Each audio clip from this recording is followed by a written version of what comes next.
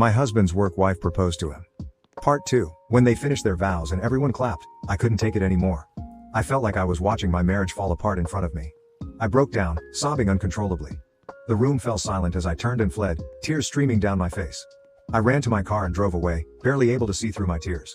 I felt utterly betrayed and heartbroken. It wasn't just a joke to me anymore, it was a clear sign that something was deeply wrong in our relationship. When I got home, I packed a bag and left a note for my husband, explaining that I needed some time away. I couldn't face him after what I had seen. I went to stay with a friend, turning off my phone to avoid his calls and messages. Later that night, he showed up at my friend's place, furious and demanding to talk. I reluctantly agreed, hoping for some semblance of an apology or understanding. "Why did you leave like that?" he shouted as soon as he walked in. "You embarrassed me in front of everyone." "I embarrassed you?" I shot back. "You stood up there and exchanged vows with another woman. How do you think that made me feel?" He scoffed. "It was just a joke, a bit of fun. You're taking this way too seriously." A joke? It didn't feel like a joke, it felt real. And you know what? It hurt, a lot. "Well, maybe if you could take a joke and not be so sensitive all the time, we wouldn't be having this problem," he snapped. "Mark is always there for me, and she gets it. She doesn't overreact like you do." His words cut deep.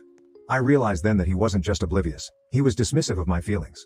He valued his relationship with his work wife more than my pain and discomfort. I took a deep breath, trying to steady my voice. "I can't do this anymore.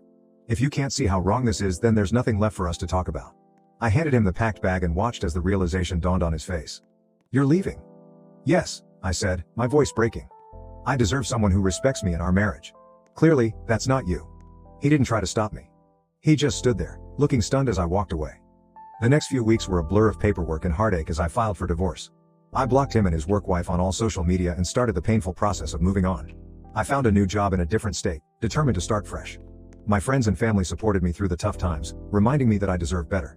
In the end, the work wedding was a turning point, a painful but necessary step towards realizing my worth and the kind of respect and love I deserved. It wasn't the end I had imagined for my marriage, but it was a new beginning for me.